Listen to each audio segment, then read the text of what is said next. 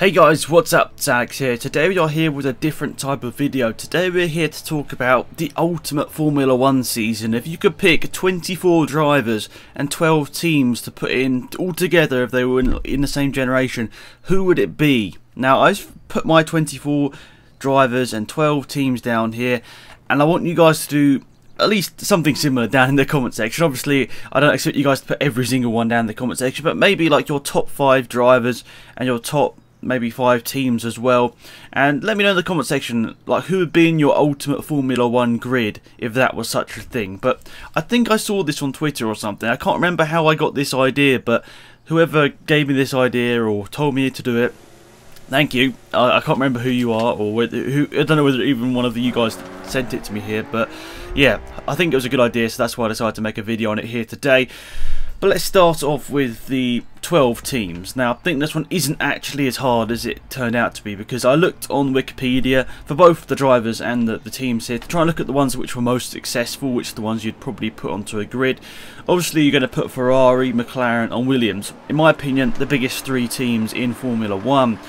Then Lotus, Brabham, Mercedes, I think in that sort of second tier. Obviously not really the current Lotus that's in Formula 1 today, but if you go back to like the 60s when they had the green livery, not the green livery of Caterham or whatever, but you know what I mean, way back like 50 years ago, that sort of Lotus, they were a big name in Formula 1 at that time and won quite a few championships, so that's why I put them in there. Obviously Brabham as well won many championships, and so does Mercedes. Obviously more recently Mercedes is becoming the team of choice, and you can see this year they are dominating really in it's almost not really dominating, but they've got the fastest car and the fastest driver in my opinion on the grid at the moment in Lewis Hamilton. So yeah, anyway, I don't know why I'm rambling on about that, but yeah, so we've got Ferrari, McLaren, Williams, Lotus, Brabham and Mercedes so far.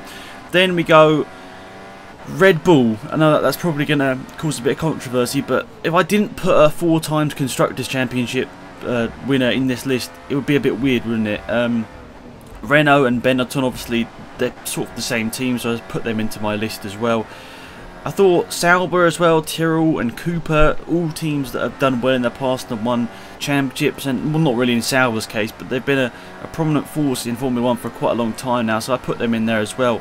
And I also put down here Brawn, now as my last sort of person or last team, and a lot of people are probably going to be thinking, why have you put Brawn down there? They've only won 1 championship, and like, why have you put them down there? They're only in Formula 1 for 1 year, but wouldn't it be quite cool? They were quite dominant in that season to have that team that was just like suddenly very fast, like out of nowhere really.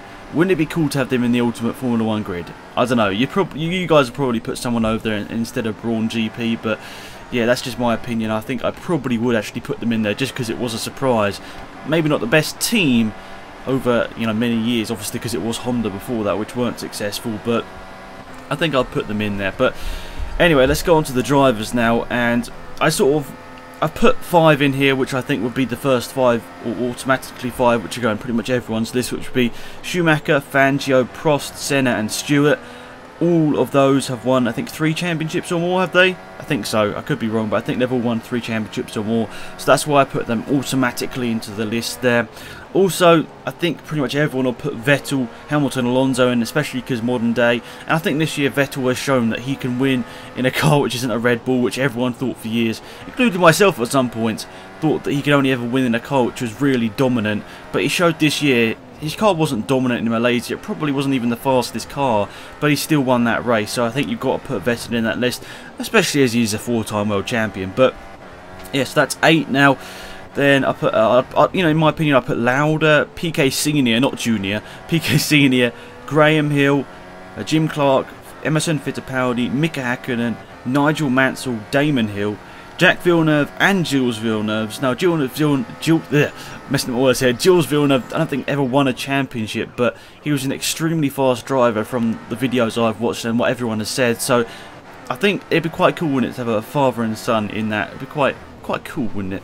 And that's why I put them in the list. But then we get down to the drivers which I think are on the edge. All of those drivers I think most people would put in their top 24, but these last ones, maybe not, I don't know.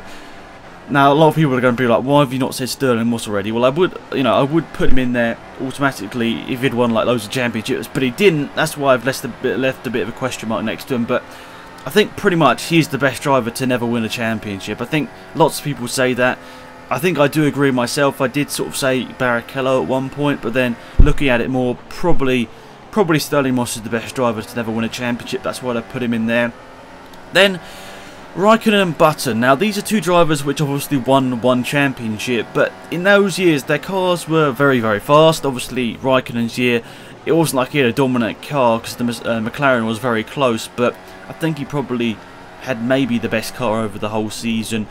And Button obviously had a very dominant car for most of the season and pretty much won it in the first half of the season, where he won pretty much all the races. So, do you put those two people in there? Because obviously they had good speed in those years, but then other years, like 2014 for both Button and Raikkonen, was a bit alright, wasn't great. So I don't know, do you put those in there? I have, just because they've won championships. Maybe you shouldn't. Maybe there are better drivers out there that you could actually put in there, especially if you look in recent years. Raikkonen's been beaten by his teammates, so has Button. Button's been beaten by his teammate Magnussen in quite a few races last year. So I don't know, do you put that in there, or do you choose these drivers from their prime, from their best years? I don't know, that's up to you guys in the comment section. But then the last three people I put on my list, Jochen Rindt, Juan Pablo Montoya and Rubens Barrichello.